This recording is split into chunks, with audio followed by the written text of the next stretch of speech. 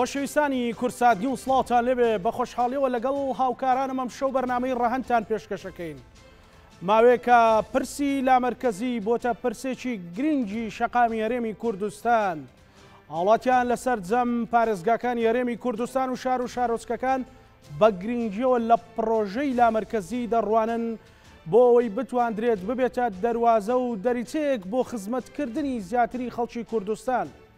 لە ماوەی ڕابردوودا ژمارەیەکی زۆر لە شارەزایان و ئەکادیمیست و خەڵکی پسپۆر لە بوارە جیاجەکان ئەویان شی کردوتەوە کە بۆ ئێستای دۆخی هەرێمی کوردستان لامەرکەزی یەکێکە لە پرسە گرنگەکان.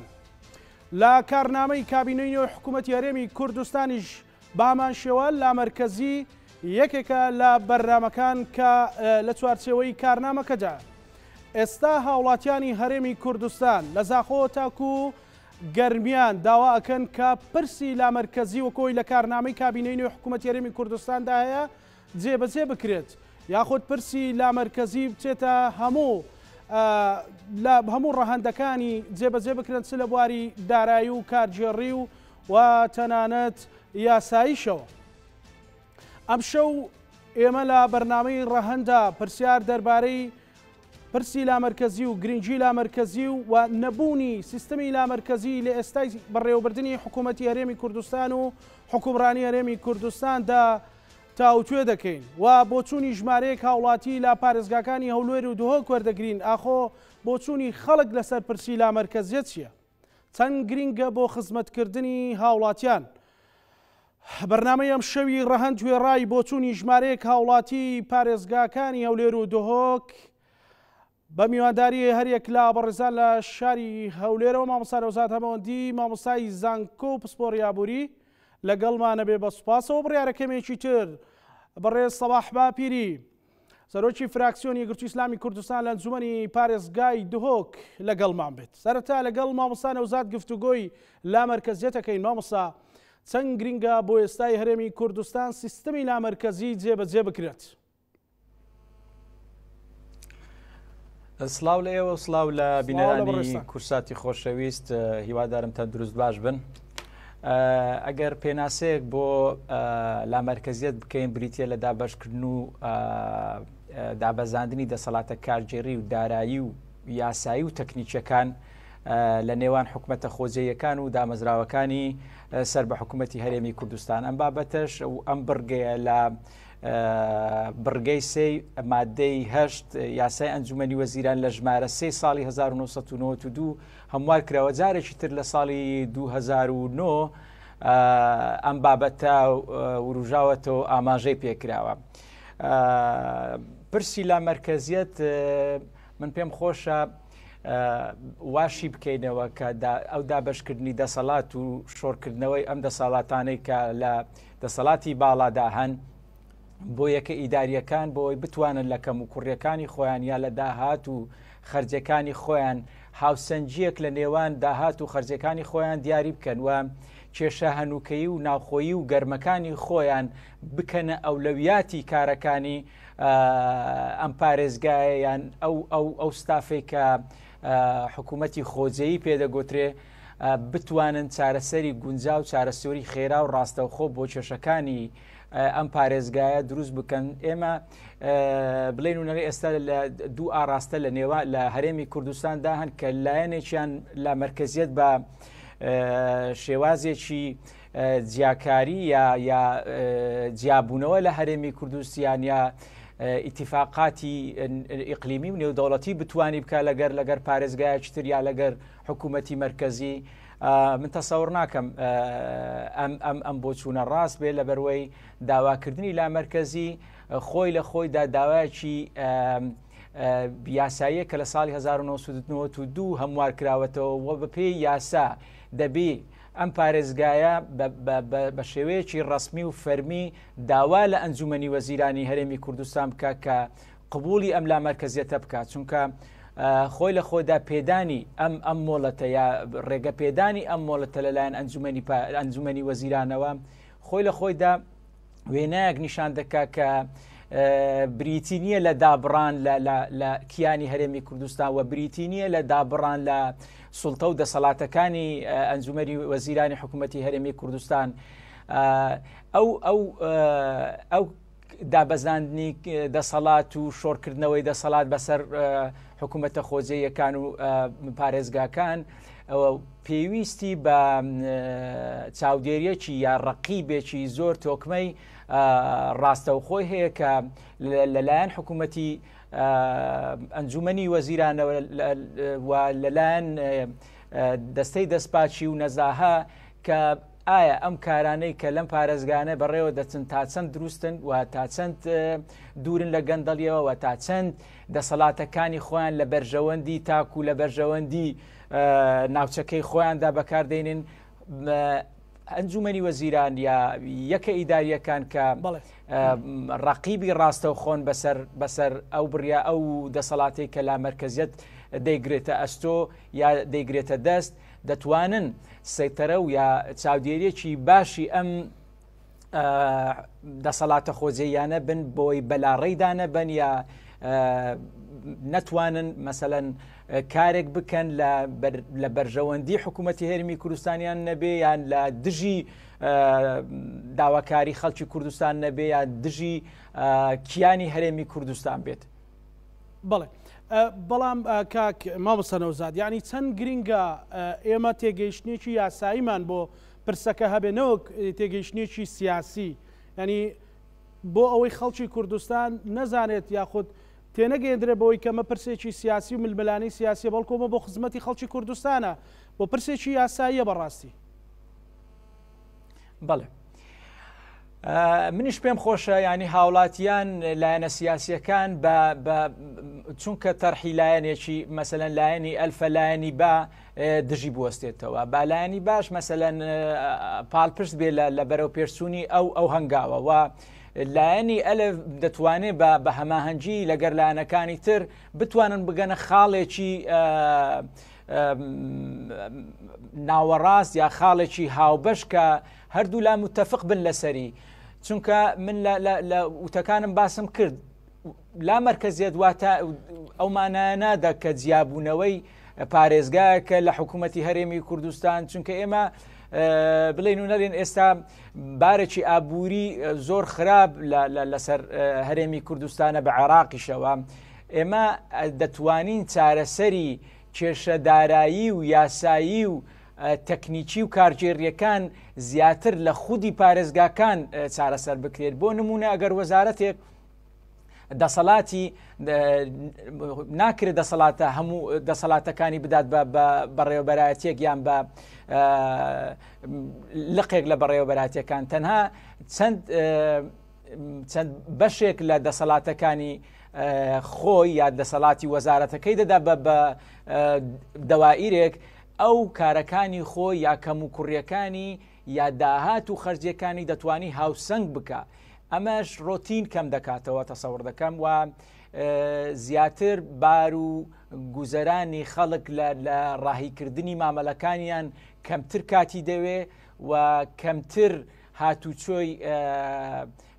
مەسەلەن پارێزگای هەولێر بکرێ وەکو عاسیمە وەکو کە هەموو دامەزراوە فەرمیەکان و وەزارەتەکان لە هەولێر کۆبۆتەوە دەتوانن ئەو دەسەڵاتەی کە بە حکوومەتە خۆجێیەکان دەدرێت بتوانن کارەکانیان ڕاک بەڵام لە ژێر ڕۆشنایی و لە ژێر بڕیار و دەسەڵات و چاودێری وردی دەسەڵاتە مەرکەزیەکە بێ بەڕاستی ئێمە ناکرێ دەتوانین مەسەلەن هەموو شتێک لایەنی باش و خراپی تەمەشا بکەنێ ئەگە بۆ نمونە ئێمە دەرمان بەکاردێنین بۆ چارەسەرکردنی نەخۆشەکانمان بەڵام هەر ئەم دەرمانە ئەگەر بەبێ ڕاچێتی دکتۆر بی لەوانەیە زیانمان پێ بگەینی ئێمە دیوە باشەکەی لا مەرکەزیەت ببینین و دەتوانین دیوە لایەنە خراپەکەی لا مەرکەزیەت نینە پێشەوە چونکە لا مەرکەزیەت تەسەوڕ دەکەم ئاسانکاری زۆرتر بۆ هاوڵاتیان دەکاوە زیاتر و جوانتر و دقیقتر پەنجە لەسەر برینەکانی ئەو ناوچەیەدا دەندرێەوە دەتوانن چارەسەری کەموکوڕیەکانی هەم لە داهات هەم لە مەزالی یاسایی و دارایی و کارژێری و تەکنیکیدا ئەگەر بێت و پارێزگای هەولێر بە نموزەجێک وەربگرین بۆ ئەوەی لامەرکزیەتێکی تێدا جێبەجێ یا لامەرکزی تێدا جێبەجێ بکرێت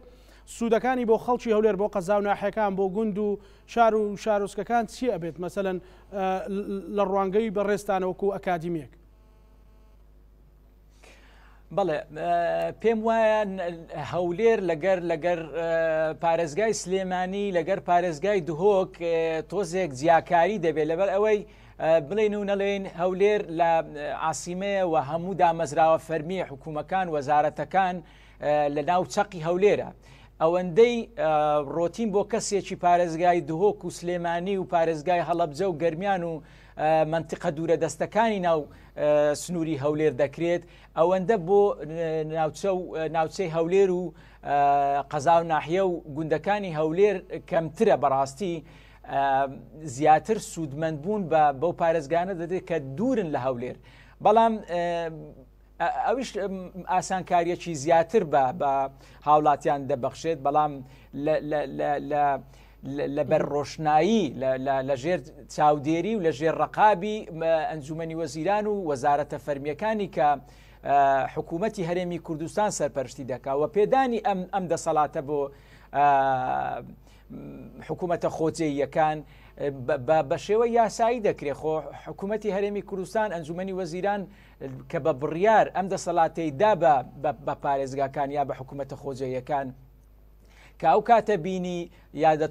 مەسەلەن تەقیمی ئەو کارانە دەکا ئەگەر زانی ئەم لامەرکزیەتە دەبێتە جیابوونەوەی مەسەلەن پارێزگایەک لە حکوومەتی هەرێمی کوردستان یا ئیتیفاقات خودی لامەرکزی مامۆستا خودی لامەرکزی ئەم پرسەی تیادایە ینی ڕەبتی بە جیابوونەوە هەیە لامەرکزی نەخێر من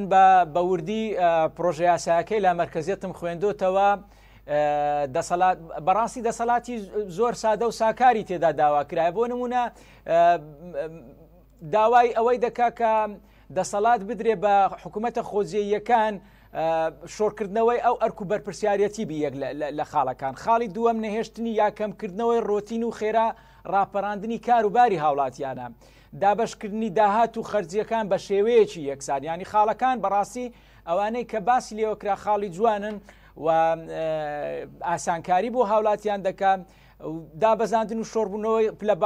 دەسەڵاتە باڵاکان بۆ یەکە ئیداریەکان بەخشینی هەندێک لە دەسەڵاتەکانی پارێزگارە بۆ یەکە ئیداریەکان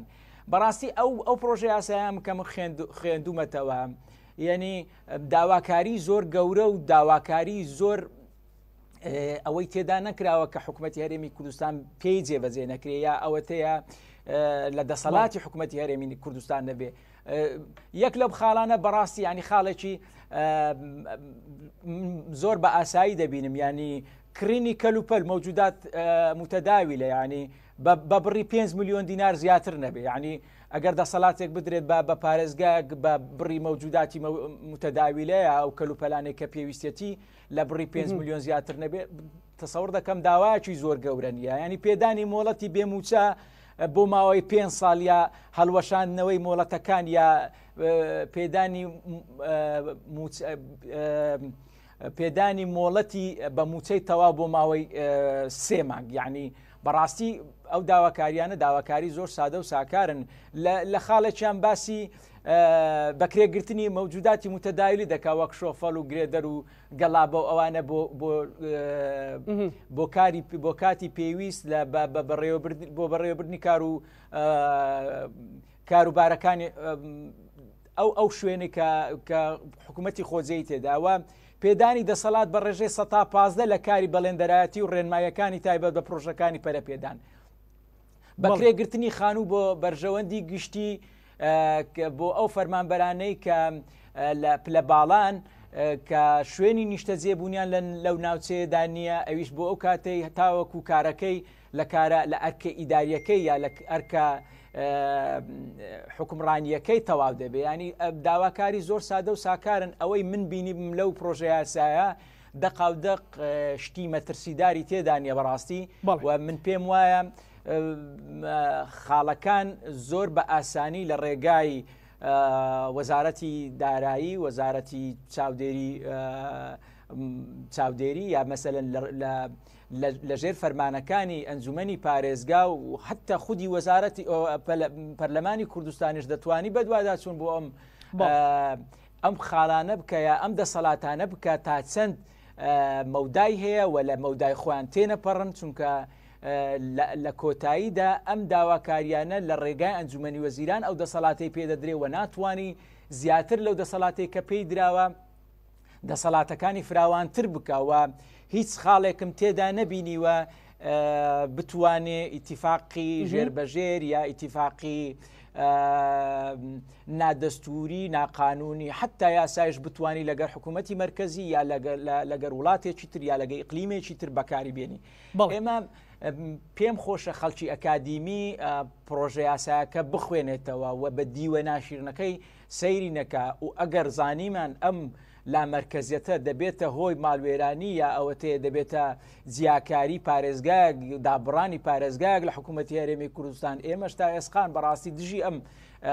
دژی ئەم بڕیارەین دژی ئەم دەسەڵاتەشین بەڵام ئەو بڕگە و بابەتانەی من بە خودی خۆم زۆر بە وردی خوێندومەتەوە هیچ لەمانە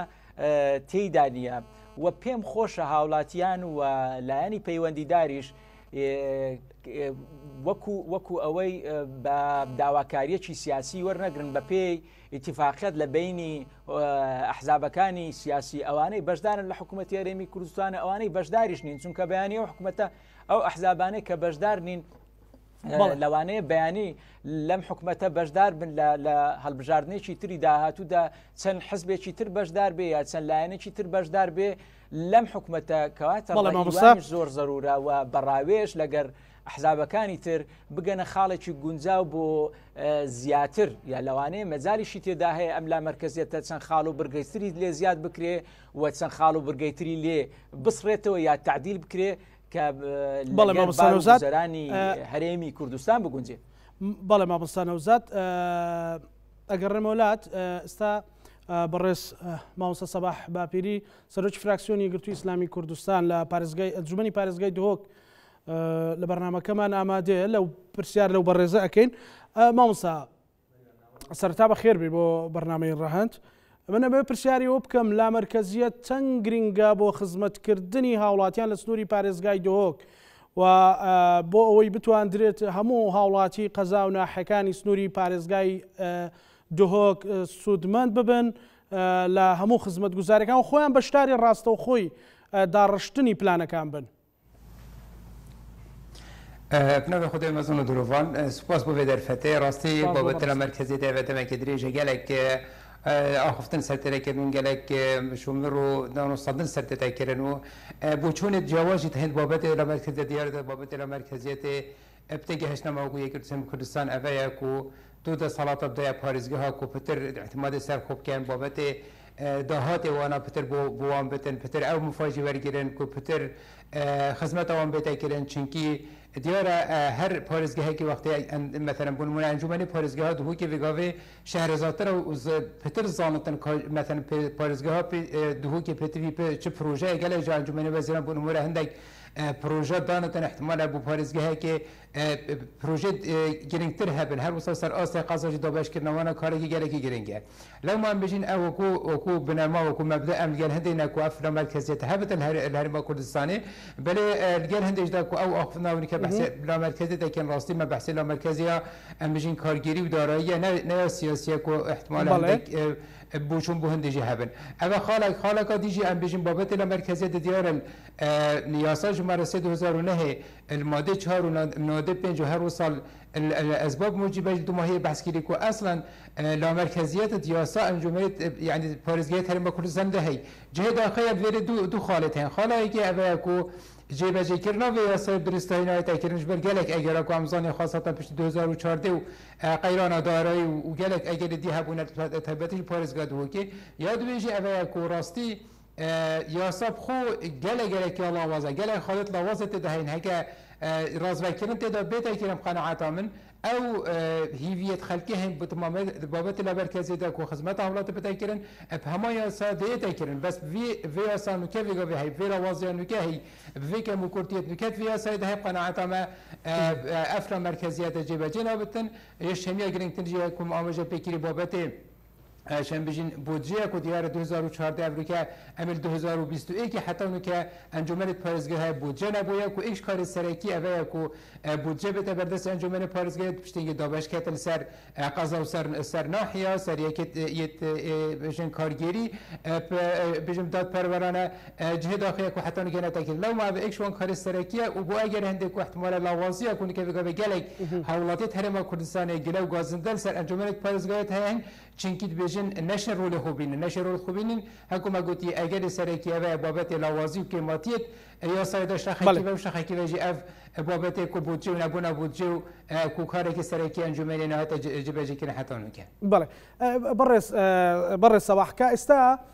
لا مرکزیت جبهه ناکری ایوا خوتان لهمو کس زیاتر ورتر آگاتان لا کماسیکانی پارێزگای دهوکا. کلا مرکزیت نییە ئەو کێماسیانە ئەو کێشە و ئاریشانەی ڕوبەڕووی ئێوە بێتەوە خەڵک پێتانەڵێ کامانە لە ئێستاە کلا مرکزیت نییە من ئاماژە پێکرد ئەس من ئاماژە پێکرد وەختان بژین یعنی ئەم بژین یعنی یاسا ژمارە 2009 ئەبخۆ یعنی فت ئەسڵ لە مرکزیەتەکە تێدا هەی بەس ئەم بژین یا لاوازە یا کێمە بوونمونە کە تو بەس هەکەیە یاسا ژمارە 2009 کو مفروض مثلا وقت تو ریڤبرێکی گشتی بوونمونە یعنی گوهۆری ئان سزا دەیڕاکەش جێوی آن بوونمونە جێگیری پارێزگاری مفروضە بریارە ئەنجومەنی پارێزگای بێتن بەس ئەفریقا سەحکی مثلا بوونمونە بۆ ریڤبرێ گشتی 5 کەس هاتێ پارێزگار بۆ ئەنجومەنی فرێکە توشنیکاش 50 تو دێ سێ هەلبژێریشنیکا بریارە دوماهیە دەستی ئەنجومەنی وەزیر دەب هەمان شێوە بۆ جێگیری پارێزگاری ئەوەت بتە ئەگەری هەندێک کۆڵاوازیە ئەنجومەنی پارێزگار بێ و هەر وسەد گەل وێدا بابەتی لە مرکزی دی سەستەشە بێت ئەفریقا بریار لە هەرێمە کوردستانی دیارە هەرێمە کوردستانی هەردوو وەکو واقعی دەسەڵات هەرێمە کوردستانی گەل هەندێ ینی گەل هەندێنی نەڕاستی دابەشکردنا دەسەڵاتە بەسەر گەر هەندێک قۆڕاحکردن و مەرکەزیکردنا یا دەسەڵاتە سەر ئاستی هەرێمە کوردستانی ئەگەت بساکی ئەڤروکە هەر کەسێک هەر پۆستێکی هەبتن حەزکردن هەمی دەسەڵات دەستەوی دابن نەدەدت بن خۆدا بەجای تو بگەش ئەنجومەنی وەزیران و حتى بگەهەیە وەزیر و حتى بگەهەیە ڕێڤەبەری گشتی و پارێزگاری و حتى بگەهەیە ڕێڤەبەری ناحیە هەرێک محاولەت کردن دەسەڵات دەستەوی دابتن ئەوە ئیش کێشێت هەرێمە کوردستانی جهێ هەندێک و شۆڕکردنا وان دەسەڵاتە گەلێک گرنگەت بێدەکردن گەل هەندێک هەکەم ساکێنە پارێزگا دووکە ڕاستی یعنی احتمال هەکەم بژین پارێزگاها دەبکەینە وەکو نمونە يعني او پارێزگاها پترش هەمیە دێ مفاش بابەتە لە مرکزیەتە کارگیری و دارایی وەرگرتن دێ پارێزگاها دووەکێ بتن چونکە ڕاستی داهاتێکی گەلێک ئەو مەفاتنە کاک سەباح ئەو مەفاتنە کو پارێزگاها دهۆکێ لە لا مرکزیەتێ دێ وەرگریتن من جوانا دا از بحث بكم امباري همي تشتغل مساحكي يعني باريزجها دهو كيبون مونال همي دنيا مثلا او باريزجها عندك خالد سنوري سر هي بشك باري وي باريزجها بو وي وان خلايا بو باريزجها بون منافركه دو خالد سيشار خالد سنوري سر باريزجها دو كان مازنترين جيكو يعني ابراهيم خليل كنت اختيدا حتى 2003 هرم كردستان همي اعتماد ور سر هبويا يا دو مساحكي او كالجهاد غازي افتن كي قبل سر اس پارێزگا نزدیکی 40 سادش غازا لما کردستان پارێزگا تو که اوجی هک سیستم عراق ته پیرو کنه بابت پترو دلار بیت جبهه کردن بهشک بو پارێزگا بتن اوجی خالکه خلاصی افریقا التزام خلق پارێزگا تو که دانا باجه و بهای کهرباء و آب و حتی تو ماهی اوج بت اگر هنی دهاته که مازن بتن برابر دیگر پارێزگا هدی کو اوج بت دهاته که همیا گرنگ ترجی الپارێزگا دو که كتب سحكي او ستمر پارێزگا دو که هاته كرنش سالت نقطه دو حتى افریقا بابت يعني دامزراندن کو دیار رجا دامزراندن الهرم كردستان حتى عفوا الپارێزگا دو که ناگه حتى 12 ساده اوج بت اگر هنده کو هک افدا حتى بو پارێزگا بتن تا يعني خرجيه تتكمن معناه تو شيء پارەگی باش توفیر کی و خدمتک باش بو کی و تو کار خوب ری و بلا ما بقناعت ام پارێزگا هو کی دگلک مفاجئ يعني شوي بابت المركزي ورگرتن چنکی دهات کی مازن های برانبری و خرجیت بی گلگلت کیمن بله کاک صباح گەڕێمەولات لە دوانی ژمارەیەک هاوڵاتی شاری هەولێر هەیە بەیەکەوە گوێی لێگرین و ئەگەڕێنەوەلات طبعا پرۆژەی لامەرکەزیەت یاخود لامەرکەزیەت بەگشتی بەشێکە لە یەکێکە لە کۆڵەگە ئەساسیەکانی دیموکراسیەت لە هەموو وڵاتاندا وەکو لێرە دەبینین کەوە لە هەرێمی کوردستان ئەگەر پرۆژەی لامەرکەزیەت جێبەجێ نەکرێ وەکو ئەوەی لە ڕابردوودا هەبووە دەبێ فەرمانبەرێک کەوا لە گرمیانە یاخود لە دوهۆکە لە زاخۆیە یاخود لە هەر شار و شارۆچکەیەکی سنووری ئەو هەرێمەیە دەبێ بگەڕێتەوە بۆ چەقی دەسەڵات کەوا لە هەولێرە. بێگومان ئەگەر بینە سەر باسی لا مەرکەزیەت لەوانەیە کاتی زیاترمان بێ، بەڵام وەکو باسم کرد یەکێک لەو کۆڵەگە ئەساسیانی دیموکراسیت لا مەرکەزیەتە. ئیتر نەبوونی لا مەرکەزیەتیش لە هەر وڵات و لە هەر شوێنێکدا مانای ئەوەیە کەوا دەسەڵاتێکی سنترال هەیە. پێویست ناکە ئەو دەسەڵاتە سنترالە لە هەرێمی کوردستان بمێنێ، پێویست دەکە ئەو دەسەڵاتێکەوە لە سەرۆکایەتی ئەنجومەنی وەزیران و وەزیرەکان هەیە دابەزێنرێتە سەر ئاستی فەرمانگەکان و یاخود بەڕێوەبەرایەتی گشتی شارەکان. پرۆژەی لا مەرکەزیەت یاخود لا مەرکەزی زۆر گرینگە، ینی بۆ هەرێمی کوردستان بە تایبەت بۆ محافەزەکان، چکە شۆڕکردنەوەی دەسەڵاتە بۆ پارێزگاکان لەوەشەوە بۆ خواردترەوە بۆ قەزا و بۆ ناحەکان، واتە زیاتر کاراسانیە بۆ هاوڵاتی. بۆ نمونە کابرا پێویستی بە پرۆژەیەکە شتێکە پێویست ناکە بگەڕێتەوە ئەنجومەنی وەزیران یاخود سەرسەرەوە تاوەکو ڕەزامەندی بەدەستبێنێ، ئەو کاتە هەر لە ناحەکەی خۆی یاخود لە قەزاکەی خۆی ڕەزامەندی ناحیەکە قەزاکە وەرەگرێ بەپی ئەو دەسەڵاتی کە ئەنجومەنی وەزیران شۆڕێکاتەوە بۆ جونگەکانی خوارەوە. ینی ئەکاتە ئەو کاتە ئیسپاتێکن لەسەر ئەو قەراراتی کە هاتووە هاوپێز بەو قەراراتانی هاتووە قەزا یاخود ناحیەکە ڕەزامەندی لەسەردا. ئەوە ئاسکاراسانیە باشە، ینی بۆ هاوڵاتیان تا ڕادێشی باش هەم لە ڕووی ئیداریەوە هەم لە ڕووی داراییەوە. واتە ئەگەر لە پارێزگایەک کۆی داهاتی ئەو پارێزگایە چەندێکە گەڕێتەوە بۆ پارێزگاکە، ئەو کاتە پارێزگا ئەتوانێت ئەو داهاتە بۆ خودی خۆی سەرف کاتەوە تا ڕادێشی باش بە بێگەڕانەوە بۆ ئەنجومەنی وەزیران و دواکەوتنی پرۆژەکان و ینی تاخیربوون لە ئیشوکاری هاوڵاتیانە، ینی تا ڕادێشی باش کاراسانیە بۆ خەڵک. پرۆژەی لا مەرکەزیەت یەکێکە لە پرۆژە گرنگەکان بۆ بەڕێوەبردننی ئابووری و دارایی. لا مەرکەزیەت کە لە پارێزگاکان ئێستا کە پرۆژەیەکێکە گرنگێت جێبەجێ بکرێت، شۆڕکردنەوەی دەسەڵاتە بۆ جونگە ئەساسیەکان، واتە لا مەرکەزیەت شۆڕکردنەوەی دەسەڵاتە بۆ گشت جونگەکان نەوەکو قۆڕەخکردنی دەسەڵات تەنها لەلایەن یەک کەس یاخود یەک شەخص، زیاتر بەکاردێنرێت بۆ نەهێشتنی ڕۆتینیەت لە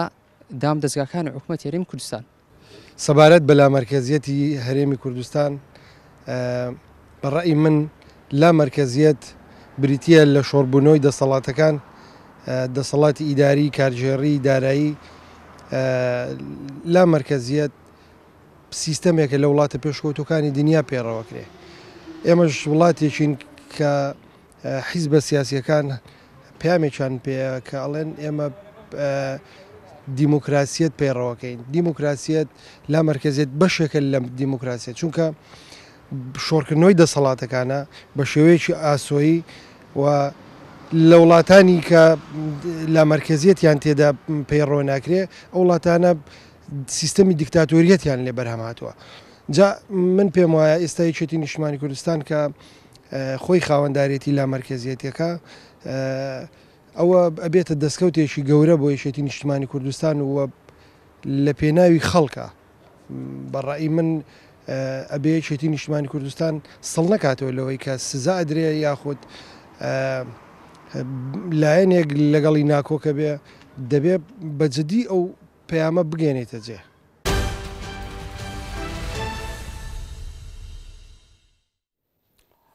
زۆر باشە مامۆستا نەوزاد، ڕێی ئەکادیمستەکان، ڕێی سیاسیەکان بەشێکی زۆریان ڕێی خەڵک ئەو خەڵکە قساکە لە شاری هەولێر هەمووی پێی باشە لا مەرکەزیەت و بەڕێزیشت ڕەنگە سەر بە هیچ لایەنێکی سیاسی نەبی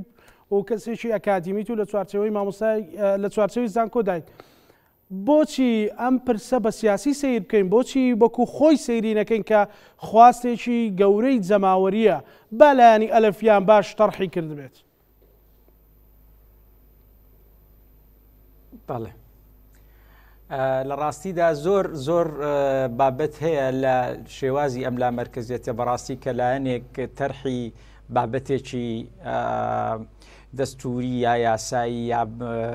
کارجێڕی و بەڕێوەبردن و دارایی دەکرێت ڕاستەوخۆ ئەو کێشەیەمان هەیە، ڕاستەوخۆ لایەنی بەرامبەر ڕەفزی ئەو بیرۆکەیان ئەو ڕەشنووسە دەکاتەوە. پێشم خۆشە هاوڵاتیانیش خەڵکی ئەکادیمیست و مامۆستای زانکۆ و خەڵکی ئەکادیمی بەڕاستی لێدوانی نەرمتر بدەن لەسەر لا مرکزیت لەسەر هەموو بابەتەکانی ترکە لە پەیوەندی بە بەلایەنی سیاسی وە هەیە و پەیوەندی بە دارایی و ئیداری و کارژێڕی هەیە چونکە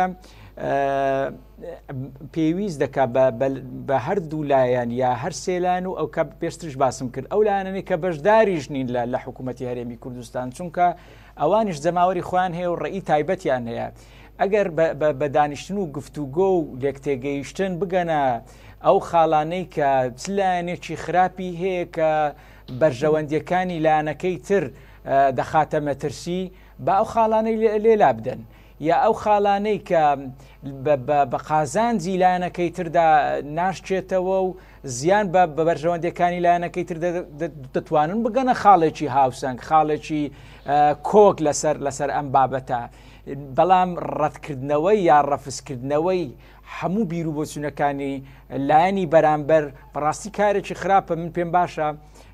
بە تێگەیشتن و بە لێدوانی ئەکادیمی بە لێدوانی دوور لە ئینتیمای حزبی و سیاسی لێک تێبگەن چونکە من پێش ئەوەی ڕەشنووسی ئەم لامەرکەزیەتە بخوێنمەوە بەڕاستی یعنی هەستم بە هەندێک خاڵ دەکرد کە لە لێدوانی هەندێک خەڵکم بیستووە کە وام دەزانی هەندێک خاڵەکانی بەڕاستی خاڵی زۆر مەترسیداری تێدا و هەندێک خاڵی وای تێدان کە دەتوانین حکوومەتی هەرێمی کوردستان بکەین بە چەند پارچەیەک و دابڕان لە حکوومەتی هەرێمی کوردستان کە ئەوە تاسەر ئێسقان هەمومان دژین بەڕاستی خۆم لە خۆم من یەکێکم لەو کەسانێ بە هیچ شێوەیەک تەمەنای ئەوە ناکەم حکوومەتی هەرێمی کوردستان بکەوێتە بەس بەر هیچ شاڵاوێکی دژی کورد و دژی ئەم میلەتە ستەمدیدە بەڕاستی حکمی کوردەکەمان پێ باشترێ لە هەموو حکمی دەوروبەرەکانی خۆمان بەڵام پێویستە لە لایەنی پەیوەندی داریش ئەو خاڵانە بە وردی لێکدانەوەی بۆ بکە و بە وردی گفتوگۆی لەسەر بکە کامە خاڵ لە بەرژەوەندی هاوڵاتیان نییە یا کامە خاڵ دژی بیر و بۆچوونەکان و دژی بەرژەوەندیەکانی لایەنی بەرامبەرە بێ دەتوانی هەمواری بکاتەوە بەپێی لە ڕێگای گفتوگۆ و لە ڕێگای لێکتێگەیشتن دەتوانن ئەم خاڵە لاوازانەی کە پەیوەندیان بە لامەرکەزیەتەوە نییە و داخلی لامەرکەزیەت کراوە دەتوانن لای بدەن وە پاشان مەسەلەن ئەو پارێزگای ئێستا بڵێن پارێزگای سلێمانیە کە داواکاریەکی ڕشتی هەیە لەسەر ئەم بابەتە و داوای لامەرکەزیەت دەکا خۆ داواکاریەکەی هەرتەنها لە حکوومەتی هەرێمی کوردستان کردووە نەچووە داواکاری پێشکەشی لایەنێکی تر بکە ئەنجومەنی وەزیران بە پێی و دەسەڵاتی پێی دراوە دەتوانی لایەنی پەیوەندیدار گفتوگویان لەگەر بکە و خاڵەکان بە وردی بخوێنێتەوە کامە خاڵ لە بەرژەوەندی حکوومەتی هەرێمی کوردستان نەبوو دەتوانی دلیتیکە دەتوانی لای دەیە چاچی بکە یا ڕێکی خاتەوە بەڵام خاڵێکی گرنگتر ئەوەیە حکوومەتی هەرێمی کوردستان زۆر ئەرک و بەرپرسیارەتی هەیە لە سەرشانی خۆی دەیدات بە حکوومەتە خۆزیەکان کە ئەو کاتەی هاوڵاتیان هەر کێشەیەک یا هەر داواکارێکیان هەبێ هەرکەم و کوڕێک لەو پارێزگای ڕووبدا ڕاستەوخۆ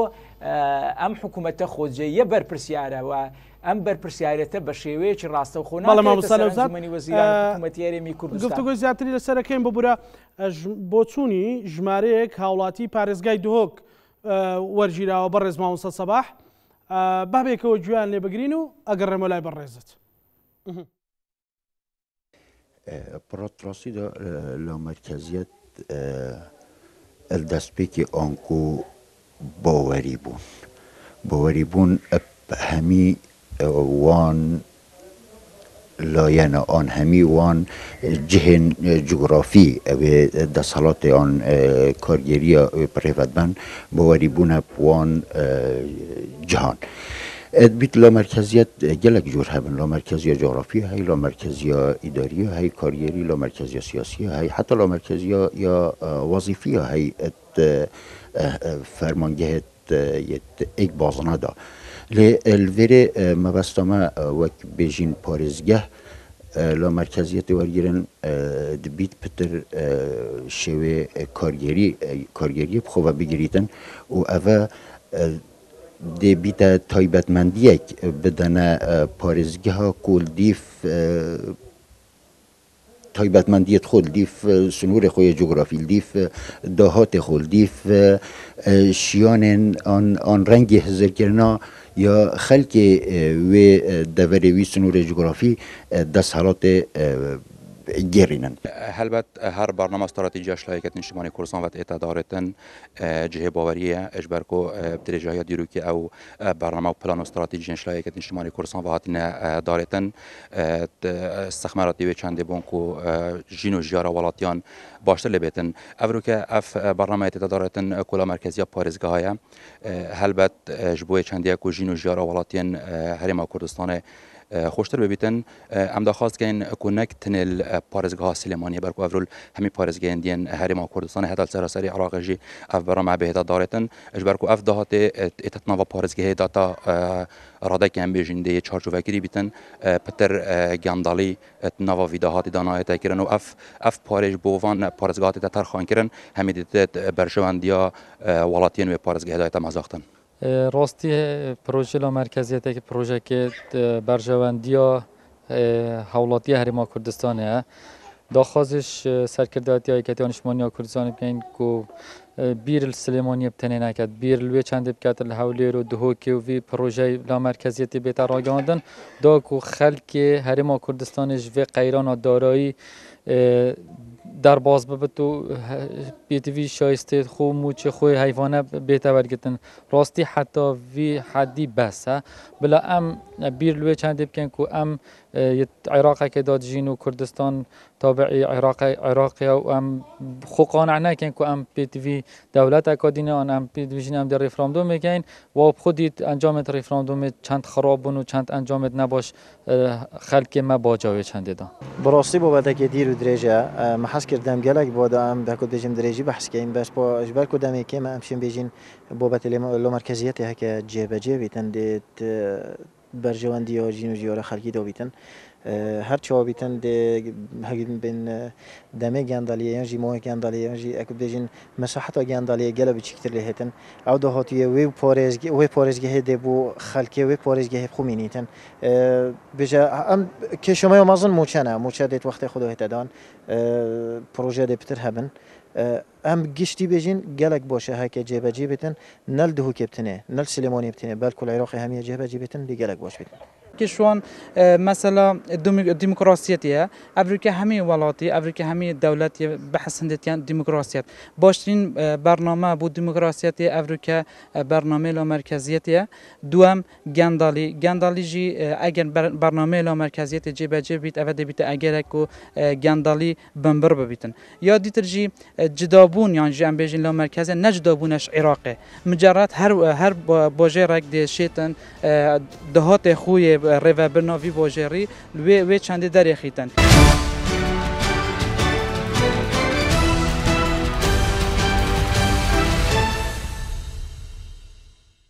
ئەمە لە دوانی ژمارەیەک هاوڵاتی پارێزگای دهۆک بوو لە دوانی کۆتاییەوە دەست پێ بکەم باسی گەندەڵی و باسی مەسەلەی پرسی دموکراسی کرد چەند گرنگە لامەرکەزیەت بۆ کەمکردنەوەی گەندەڵیش وە بۆ ئەوەی هاوڵاتی خۆی ڕەقیب بێ بەسەر پرۆژەکان بۆ بەسەر مەشارێعەکان و خۆی بەشدار بێ لە بەڕێوەبردندا دیاره با تو چند بازنا کاری بچکتر لیکه تو دشی پتن کنترل دیتا که اکید هک مثلا بون مر سر از پارزگاه بتن بابت بودجه دو دبشکنا بودجه بابت دهاتی کنترل کرد سر صالحی تره چون که راستی بگم بابت دیوچون هر کاری که آن هر پروژه که سر آست هرما کردستان بو مثلا حولیر دیوچون بابت پروژه که گرمیان بکت آنزا خوب کت نشتی بیا که هک پارزگاه دو که بنمونه انجمن پارزگاه بتن آن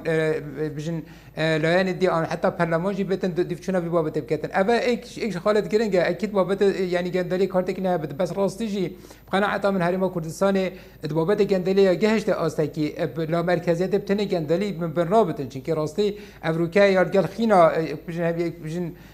جهد داخل كل جالة كسات هرما كردستان دا يا تيتو تشتن بابت جندلي محتاج هندك نشين بجن هندك إجراءات جالة تنترن وباشترن بابت نهران جندل بس هكذا بجن وكهاري كهارك بالي أنجمن بارز عفو بابت لا مركزية يعني شين بجن دبت أجر كوان بجن بابت جندلي كم تلبت وحسن خدمت گزارش سر آسه پارێزگای زیاتر لێ بێتن. بەڵێ ئەو هاوڵاتیانەی مەسەڵەن هاتبنە لای ئێوە وەکو ئەندامی ئەنجومەن نیگەرانی و سکاڵایان کرد بێت لەسەر ئەوەی کە ئێوە نەت دەسەڵات هەستان کردبێت لە چوارچەوەی دەسەڵاتی پارێزگای دهۆکانی و پێویستی بە مەرکەزە ینی نمونەی واتان لەلا هەیە؟ گمان تدانینه یعنی اف بابت لا مرکزیت دو سه بواردا کو هادی کاریه ام بجن کار آسانیه که با حولات دکتش رخ کی و بابت ام بجن دامزراندنه بتن آن هر دیفچونه که آن هر معامله که هبتن شینال کل حوله بده بحث کردن سر آس پارزگاه ده بحث کردن به هادی کاریه که بوانه دو بابت پروژه اكيد با وقت مثلا گونده که آن ناحیه که آن حتی قضایی که برمونه پروژه بتن وقت داخلش انجمن وزیرات که تر رکارت و حتی که تر حتی موافقت تکین یا گلک ابصانه نینه بس هک وقتی سر آز پارزگاه بتن سر آز پارزگاه کو مگوتی چوا کو کارگیری پارزگاه چوا کو انجمن پارزگاه اما احتمال بتر المطلع على سر دخازيت خلقي حاجات خلقي بروجيت كيري جرين ترى اوجي هاري كاريه كبو بوفانا اوا اكيد يعني حكومات داني نبابت لا مركزيه دبي كتن چنكي وقتين بس لا مركزيه من جهداريا هندك وان برزاكي ديار يعني النوع باش خلاتي تيجهش نقد موضوع لا مركزيه نا ومعناته دوله كادي جدا تشكي چنكي بابت لا مركزيه هندك خالد مثلا بنمونه هكاتو بحث موشاب كي موشاغري داني بسر يعني كخولا مركزيه بدا جيبه جيكرن لا مركزيه معنى او كنتو چدا صلاه ابو مركزي ناهلي بلكو تو بابت يعني شور کرنا دا صلاتا کو حوالاتی بسر سر بتد بابت کارگیری دا شرخه کی دی وجی بودجا یا و پارزگاه پتر بوی بتن کارت بتکرن اما وقتی دا صلات یا مرکزی هر دمینت لو ماجی احتمال نتیجه هش نک هبتن وجاش برهندش دا از بجم هر دو خاله بین کرن ایک دا یعنی شور کرنا دا صلاتا کو دی بتا اگر هندی حسن کاری بو حوالاتیت بابت کارگیری دا و یا دی بابت دهات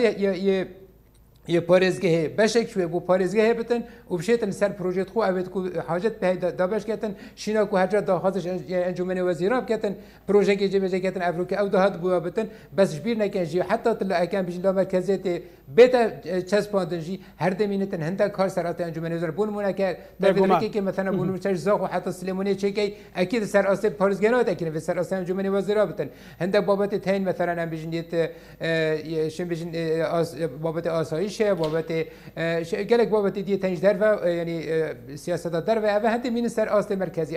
ام بحثی خدمت گزاری بکن اكيد خدمت گزاری دی باشتر بتن هکاف نا مرکزیت بیت جبه جگر ما مصا صباح تاچن کاریگری لسر زیادکردنی داهات دەبێت بۆ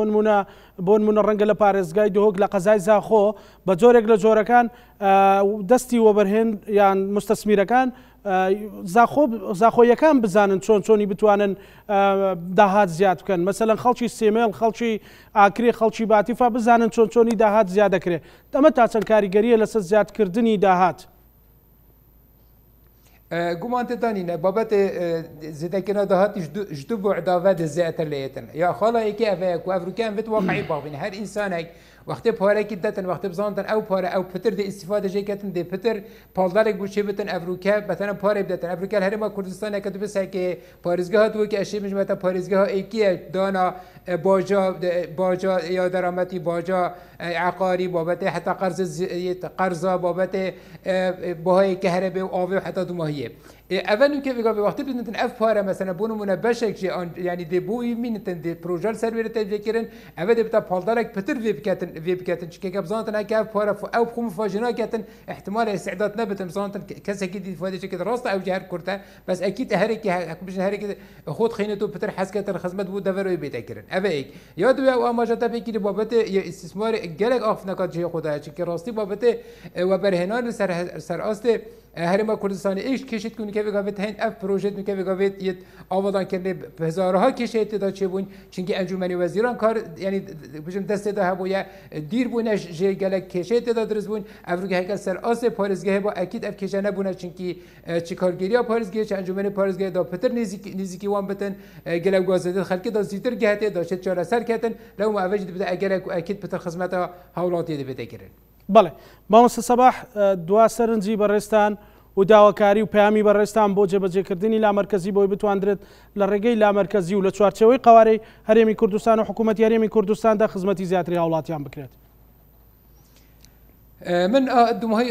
بياما من أبايا أزبجم أولا بابلة مركزية دام حسنا كان بتا يعني بروجي لاينك السياسي كل فيجا لاين السياسي حسب كان أبا بابتك السياسية فعلا أبا بابتك يسار أسهر ما كردستانية مفروض أو لاين السياسي همي ريكفن سر وهمي لاين السياسي باجدار من في بروجي دا وتو حالة دا جبهة كنوي دا بصانه بتنش كيف قبل راسه قالك لاين السياسي احتمال هي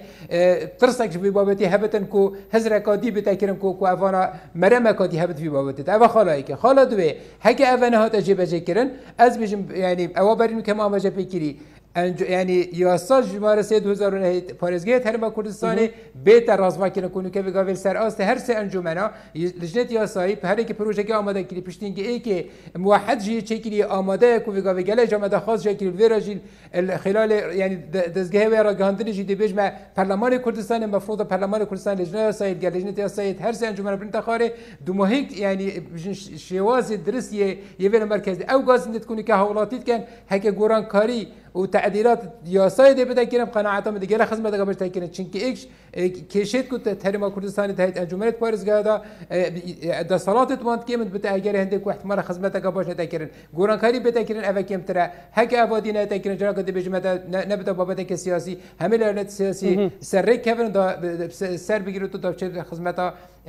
خلق هرما كردستان بتا كيرن جالك سپاس مامۆستا نەوزاد دوا سەرنجی بەڕێستان. هیوادارم هەموو لایەنەکان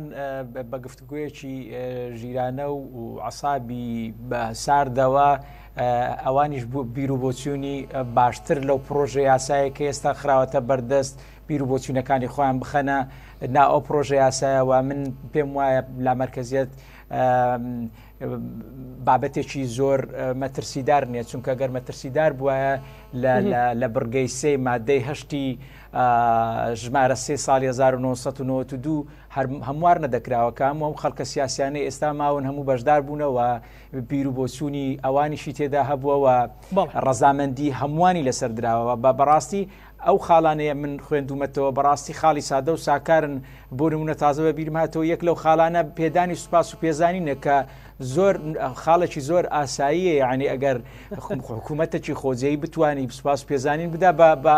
فەرمانبەرێکی خۆی کە کاری باش و چالاک و سەرکەوتووە لە کارەکەی خۆیدا هیوادارم لایەنە سیاسەکان بە سنگێکی فراوانەوە بەشدار بن لەم پرۆژە یاسا و دەوڵەمەندتری بکەن و ئەو خاڵانێک کە بە مەترسی لەسەر خۆیانی دەزانن بتوانن تعدیلی بکەن لە ڕێگای گفتوگۆ لە نێوان سیاسەکان و لایەنی پەیوەندیدار بگەنە خاڵێکی هاوبەش بتوانن پرۆژە یاسایەکی باشتر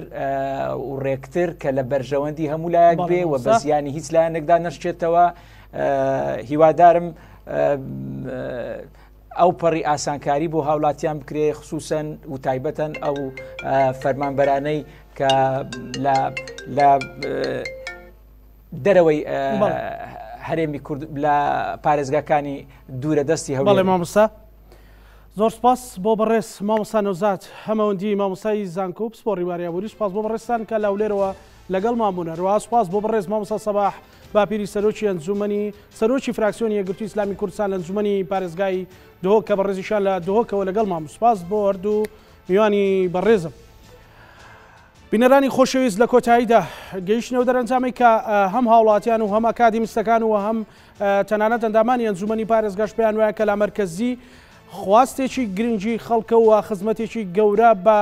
خەڵکی کوردستان دەکا و پێویستە بەچاویکی یاسایی و خزمەتگوزاریەوە سەیری پرۆژەی لامەرکەزیەت بکرێت نەوەکو بە چاوی سیاسیەوە و بە